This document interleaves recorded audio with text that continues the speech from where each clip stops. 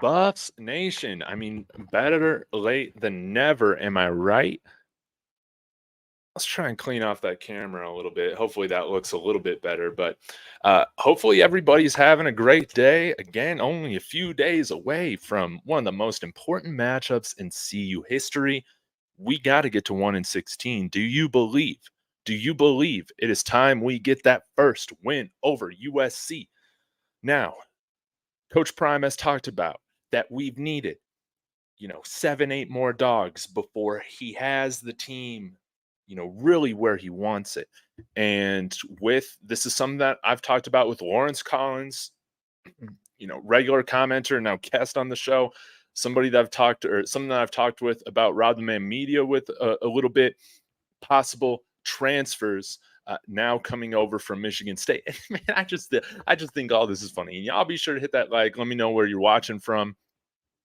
But Michigan State, it's the gift that keeps on giving. Of course, years ago when Mel Tucker left us, I mean, you know, we we could not foresee, the series of events that would lead to where we are now. We do not have Coach Prime without Mel Tucker leaving after a year. We definitely don't. And man, it would be nice to get some of these, stud players that Michigan State has over here in Boulder. That would be a phenomenal thing. And as I'm pulling up the Michigan State roster, I just got to say this. Did I see that Jeremy Bloom is advocating for a $166 million contract for Coach Prime for 10 years? Absolutely. Absolutely. And he's advocating for it. The boosters, Rick George, everybody's figuring out a way to get this extension done. It is imperative. It needs to happen.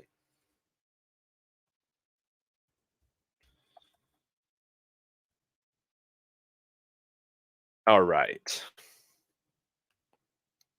So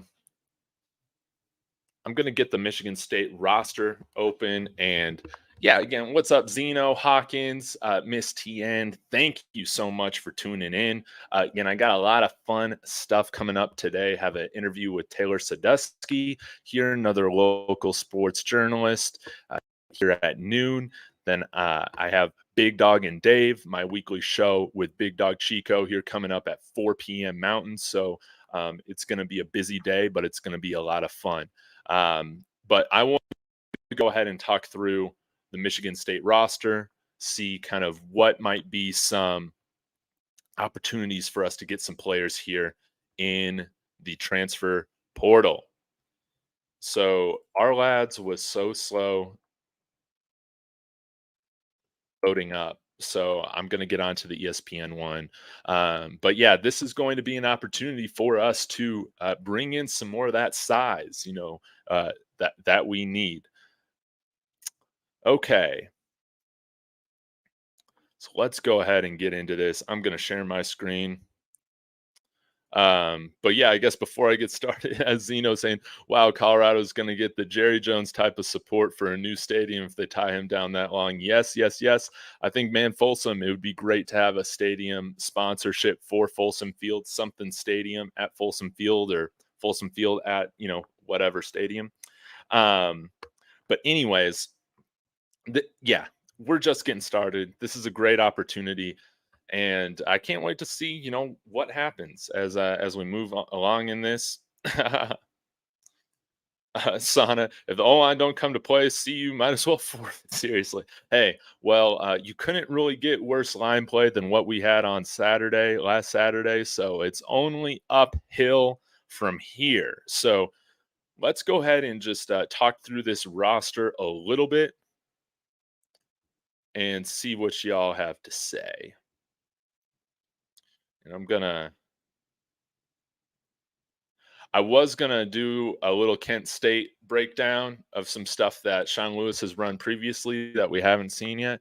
But with this news coming out right now, I thought, you know what, I would go ahead and just tackle this, get to the Kent State stuff later on. But let's start, man. Let's start with, the offensive line again. I'm not really particularly sure right now of who these starters are, let me go ahead and look for the depth chart. Three MSU Spartans.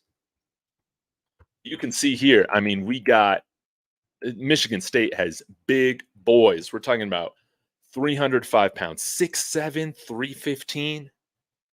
Brandon Baldwin, good Lord, 6'7, 315. Keyshawn Blackstock Sr., Jr. at 6'5, 310 pounds. Ethan Boyd, I remember hearing this young man's name a while back, 6'7", 320 pounds.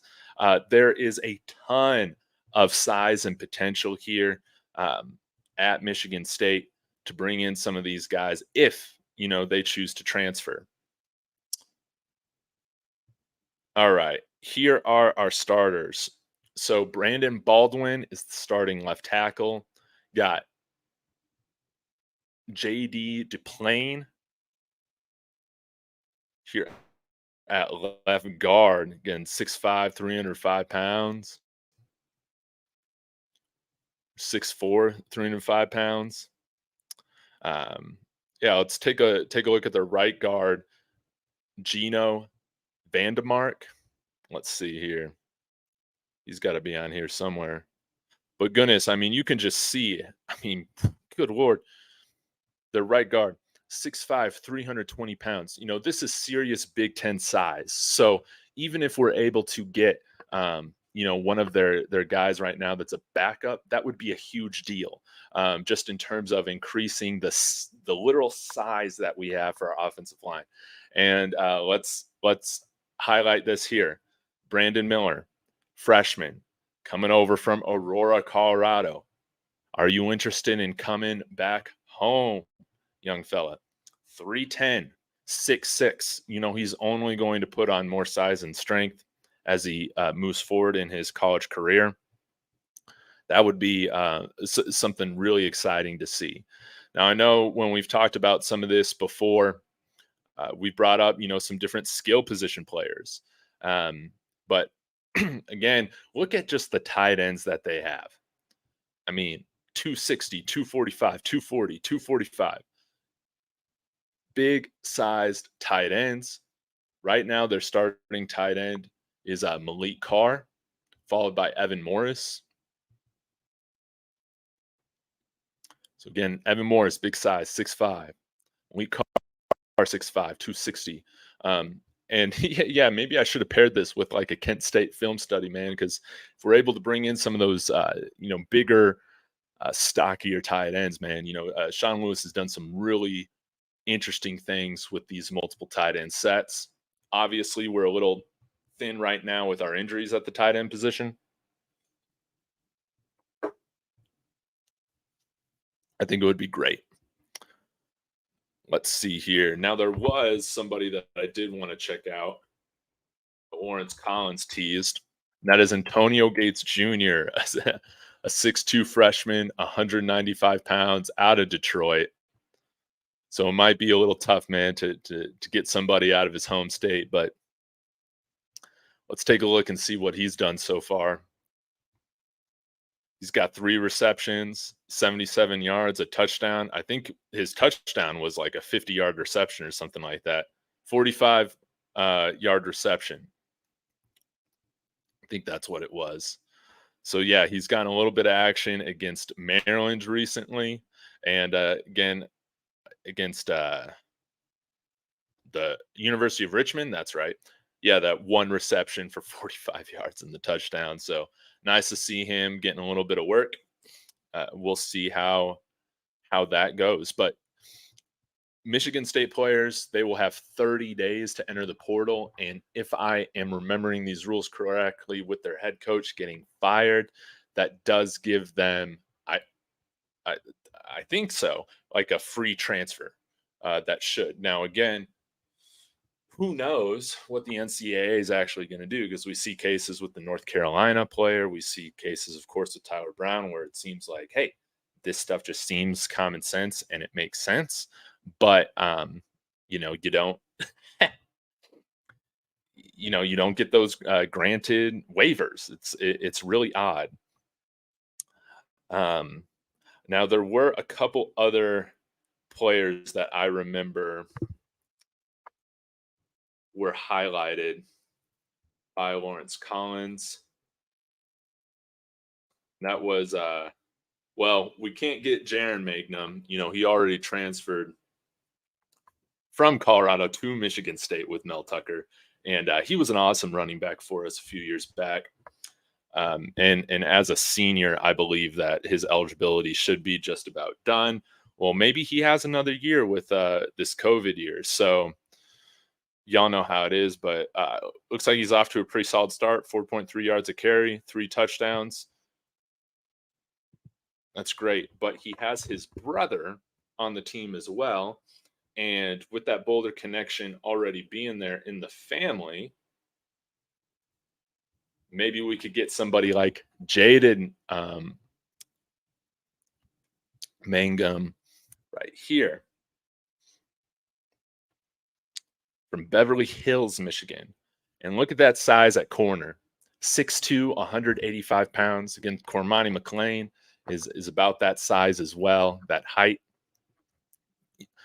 Maybe Cormani is more like 6'3". We'll just have to see. But again, Travis Hunter is above 6 feet. I believe Omarion Miller is, or Marion Cooper is above 6 feet.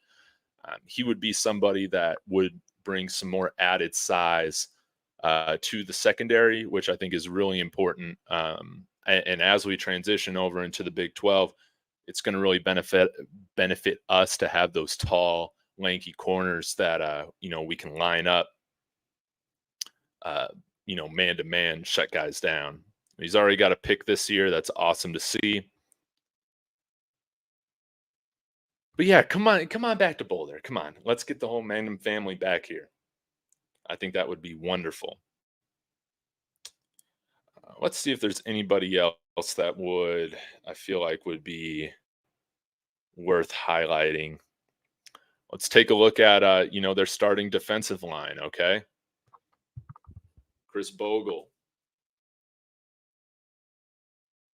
6'4", 245 pounds, out of Fort Lauderdale, Florida. So anytime you got a guy in Florida, like specifically places like Fort Lauderdale, that we might be in on this if he has any more eligibility here left.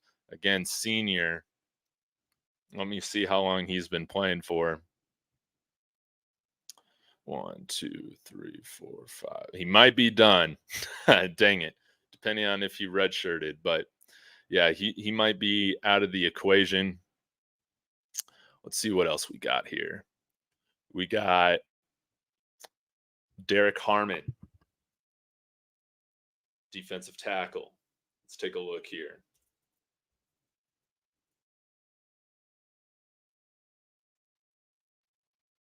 6'5", 320 pounds. 320. We don't have anybody like that of that size on our defensive line. Wouldn't that be awesome? Wouldn't that be awesome? Out of Detroit, Michigan. So again, you got to get him out of the Midwest. And you got to imagine some other Big Ten schools will be calling. But hey, come here and you'll get 10 million people watching you every week, right? You get 10 million people watching every week. NFL scouts are going to be here every week at practice. They're going to be here every day at training camp. Denver Broncos are just 45 minutes down the road. Already has a sack. 28 tackles last year. 6'5", 320 pounds. Good Lord. We just need some of that serious size. Now, they also got Simeon Barrow Jr. as one of their other starting defensive tackles inside. Let's take a look. And 6'3", 290 pounds, out of Grovetown, Georgia. Georgia is another that we're really trying to get those recruiting roots stabilized in. And that would be great in bringing, man, yeah, this guy looks, tough as nails. 6'3", 290 pounds. He's got a sack and a half so far this year, 2 solo tackles. He had 40 tackles last year. Awesome. 40 tackles, 4 sacks. That's wonderful. Let's take a look too at what we got here. Charles Brantley Jr. here at cornerback. I wonder if he has any relation to Eric Brantley, one of our 2024 commits. Probably not.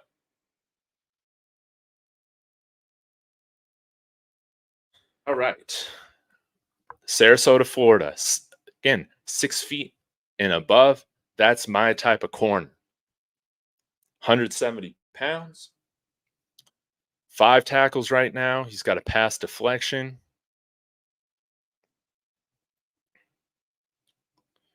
Oh, shoot. They need to update this because he actually has 10 tackles. 10 tackles so far this year. 1 pass deflection. Okay. From Sarasota. Again, another place in Florida, man, where, we're trying to have those deep recruiting routes.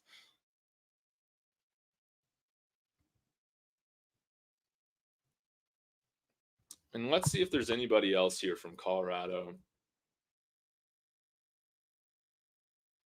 that might be worth taking a look at here really quick. It might just be Braden Miller on the offensive line. Jalen Sammy, man, I forgot that he transferred to Michigan State. He was one of our defensive linemen, that was here in the spring. Getting big guy, 330 pounds.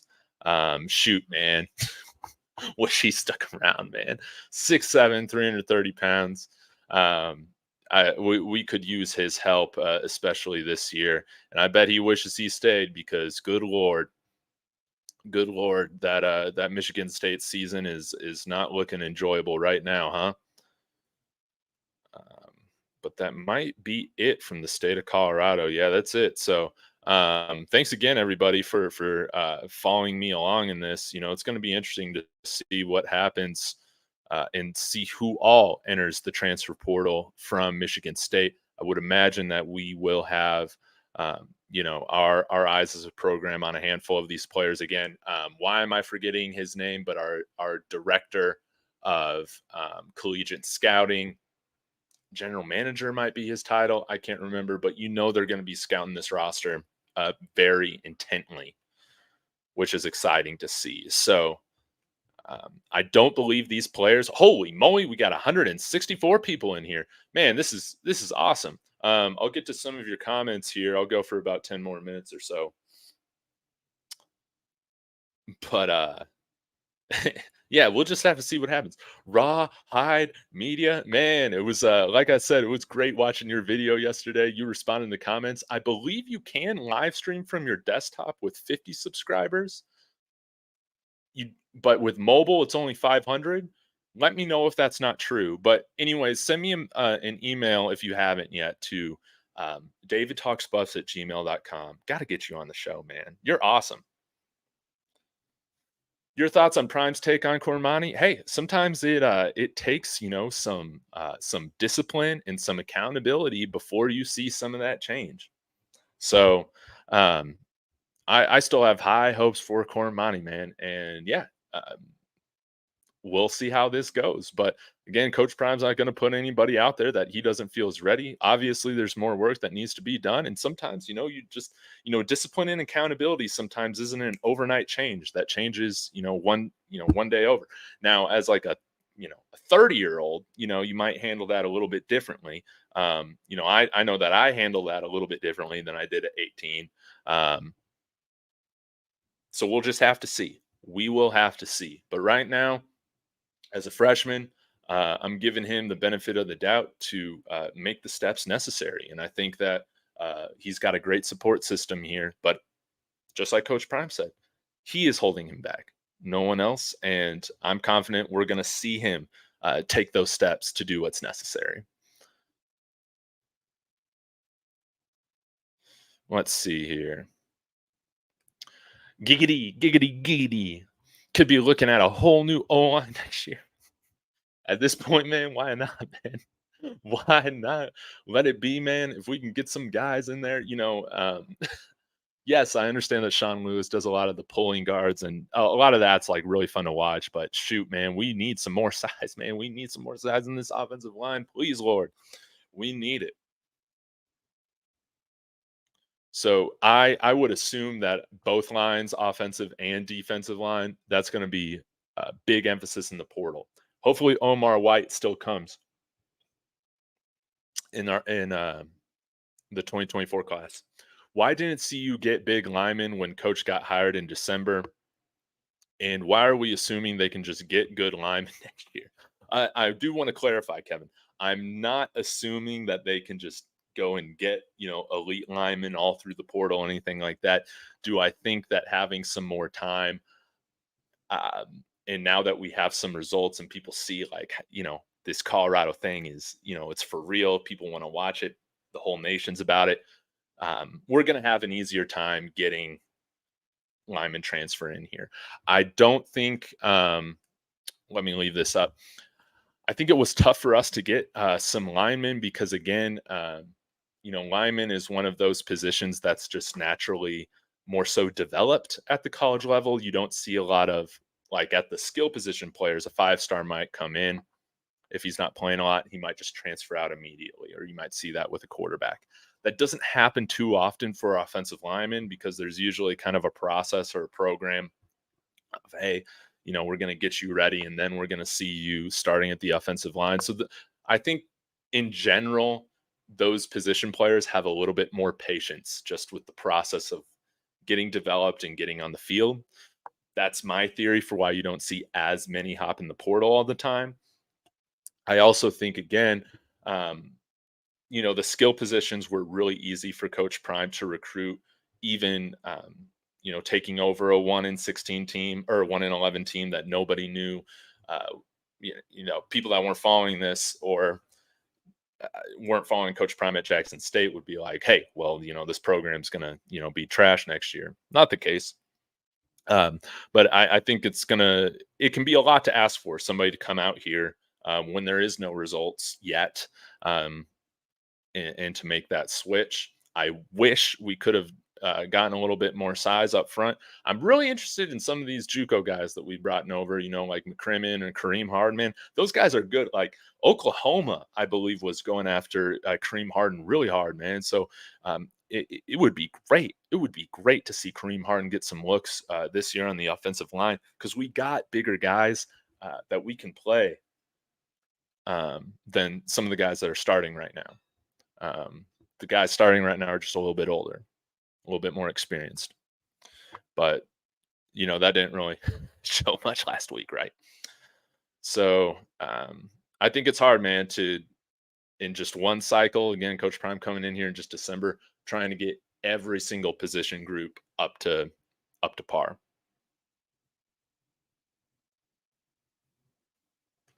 Oh, yeah, and then this other comment. I keep hearing because recruits need to see a proof of concept, and I think that's totally fair. I mean, these are their careers at stake, and there are tens of thousands of dollars on the line, sometimes hundreds of thousands or millions of dollars. If they're able to make it to the NFL. So I understand. Last year, some other transfers wanting to take, like a safer choice or a more stable choice or whatever. Not that I agree. I don't agree, but I can understand it.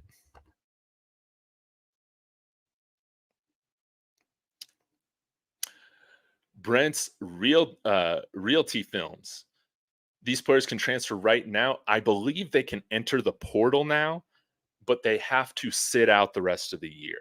So they can't play anymore in 2023. That's what I think. Y'all correct me if I'm wrong on that, but that is my understanding. So these players, they can enter right now, but they can't play for anybody or step on the field again until next year.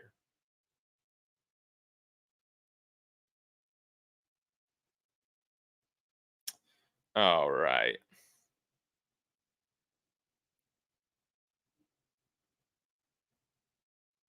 Let's see what else y'all are saying. Oh, Kevin, you bring up a great point here. We will have Tyler Brown back next year, man. We so desperately miss Tyler Brown. That guy's a beast. He would be like one of our biggest offensive linemen, in the starting lineup. And I mean, come on, NCAA. Why the, as soon as like they're starting to make sense, with more of these transfers and, all this and, the NIL, I guess that was more Congress, or the Supreme Court.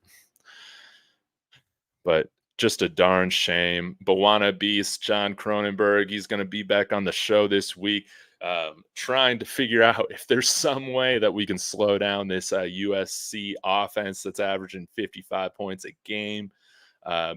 We need some booty. That is for sure. We need some serious booty.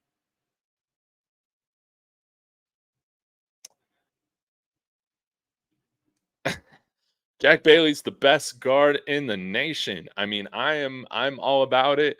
Um, we just haven't seen that. We just haven't seen that yet. Um, but yeah, hopefully, man, our offensive line. I don't care who's in there. I just want to see better results.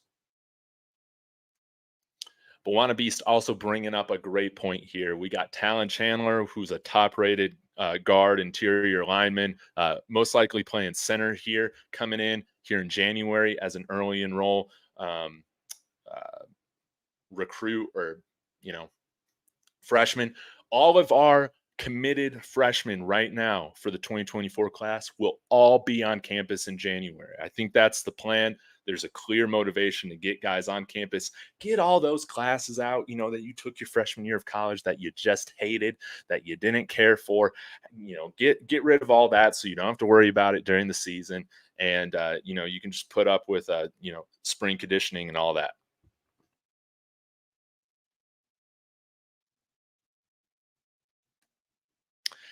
Eli, what's up? Thanks for the support. Be sure to hit that like. Y'all be sure to hit that subscribe because I think I might be 10 away from 4K. It would mean so much. And I'm gonna have Darren McKee on the show, who DMAC, if you listen to local Denver radio, I mean, he's like the voice, man, for me. I've been listening to him for like 15 years. So that's gonna be a ton of fun having him on the show, but to celebrate 4K. So y'all got to help me get to 4K. Share this out now. It would mean a lot, y'all.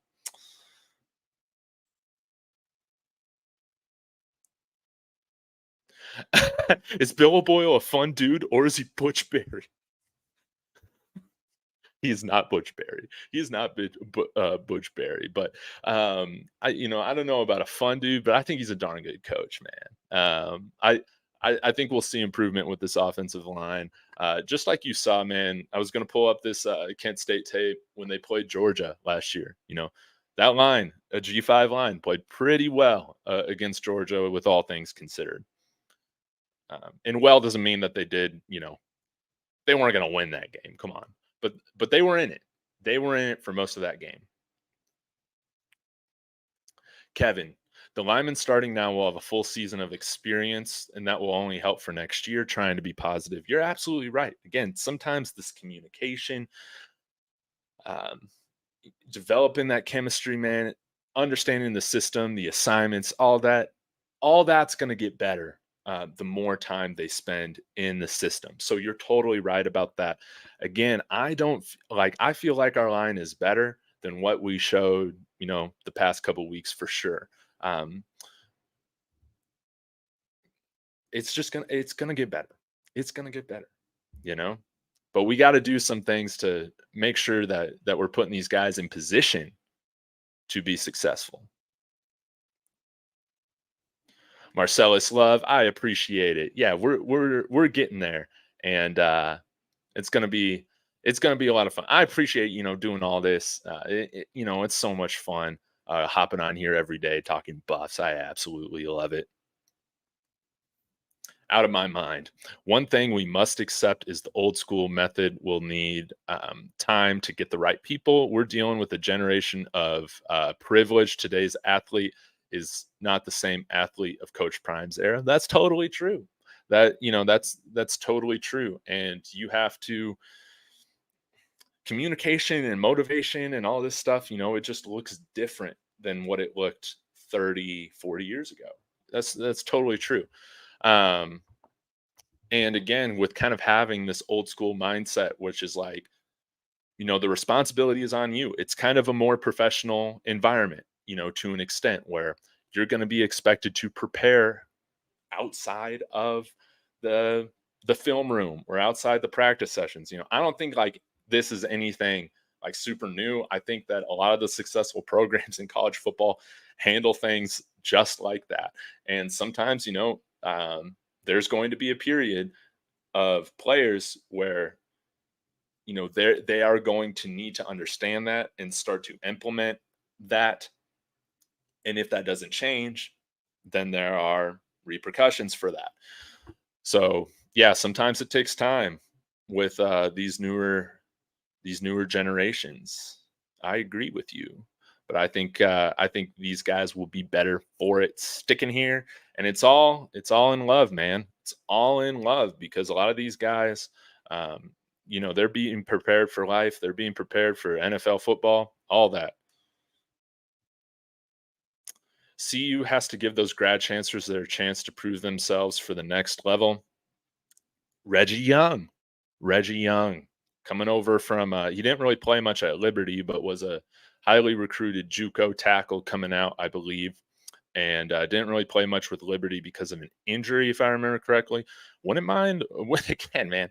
Like I'm down to see all of them, man, because I just don't know right now what our best combination is. I'm a guy right now looking out towards Boulder, sitting in his bedroom, just thinking about what the possibilities might be or who might be the best, guys for this offensive line. Obviously, the coaching staff, they have the best idea because, they're doing their jobs. I would just like to see, I would be interested to see if there are a couple substitutions made this week going into the starting lineup because we cannot have Shador getting killed. He's the most hit quarterback right now in college football. Coach Prime is not going to be okay with that.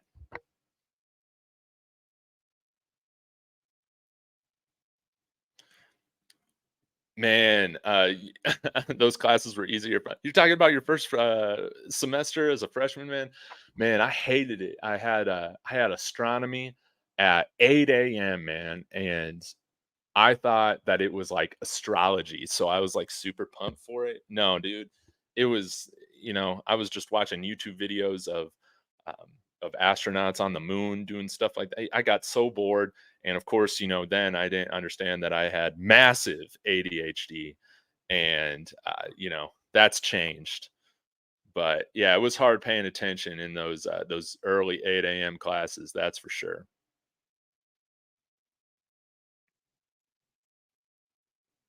All right, I'll go for a few more minutes here, then I gotta hop. Do you think all the hype and publicity CU is getting is putting some unwarranted pressure on the players, especially since CU is not considered an elite team yet, but getting treated like one? Yeah, they're getting media attention, I guess, like they are an elite team. Um, yeah, yeah. Do you think all the hype and publicity is putting some unwanted pressure on them? Maybe in some sense, but again, like when you're coming here, you kind of know what you're getting into, man. Like, and you don't shy away from that moment, you know. So again, I think that having this year to see you again as the most watched team in college football, that's going to continue on for the rest of the regular season. I'm very positive on that. Players who choose to commit here, man, they're not going to shy away from the show, man. They're going to embrace it. So I'm not too worried about that because I think they're going to continue to bring in more guys that are up for it. But yeah, like again, with like CSU and stuff, with that game being late and all the stuff going on campus that whole week, it's like, yes, Coach Prime is used to this. Um, and then his kids are used to this because they've been on, reality TV their whole lives. But some of these players, this is the first time with them dealing with the spotlight, but they knew that, I mean, the spotlight was going to coming here. So if it is something, man, where they feel a little bit pressure, hey, this is why we got sports psychologists, a ton of them, here at the school, therapists, mental exercises, relieving that stress, getting yourself focused, blocking out all the noise, all that stuff. getting these guys mentally prepared. Um, Again, I know the locker room, and they go into every game expecting to win, but I think outside of people like Skip Bayless or whatever, um, I think people understood that this probably wasn't going to be an undefeated season, for the bus or anything like that. But you know, people coming here, you gotta love the spotlight, and if you want the spotlight, this is the place for you. Yeah, but wannabes, I think the events before a night game are a lot for the players, but otherwise they are good. Yeah, especially with getting these 10 a.m. kickoffs in. Again, with USC, I think that's going to be um, pretty advantageous for us. And we're going to continue to have those 10 a.m. kickoffs because, I mean, you think that college game day and the Big 12 or like big noon kickoff isn't going to be scheduling us a ton at that 10 a.m. Mountain Time slot, next year. I mean, I wouldn't be surprised if we're on big noon more often than not for the entire season next year.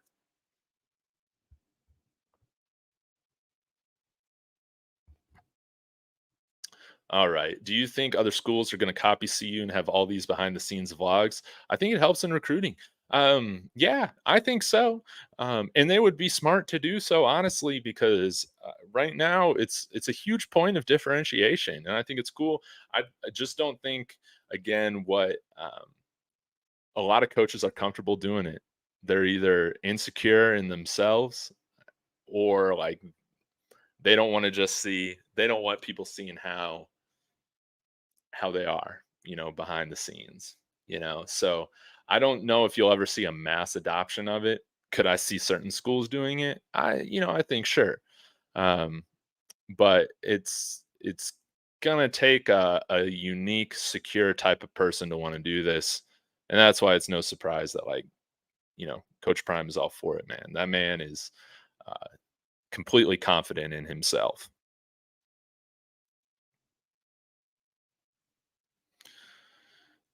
RB could be another big fourth quarter Saturday right after SC drops 50 on you and empties their bench.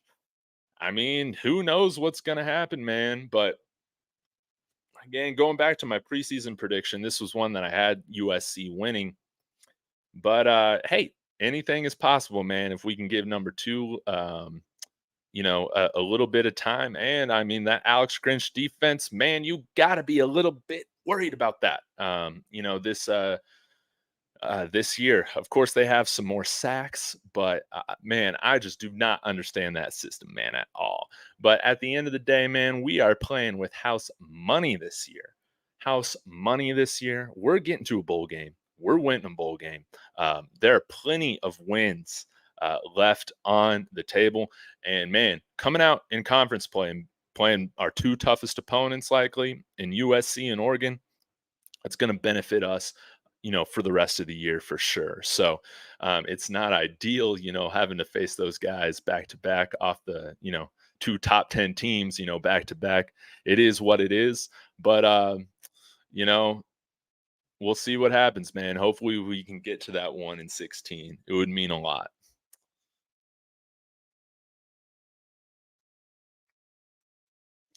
Drop a like as we get out of here today and follow for the 4K special. Yeah, that's right. We're going to have DMAC on here.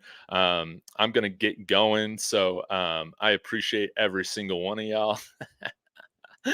Man, y'all just make me laugh so much. I'm going to be back here in 15 minutes with an interview with Taylor Sadusky, a local sports journalist out here. She runs her own YouTube channel and has done some really cool stuff on campus Boulder for the game days, a recent graduate as well. So y'all be sure to tune in for that coming up here in 15 minutes. I will see you all then. Be sure to hit that like on the way out, again, on the way to 4K. So appreciate you all and Scope us.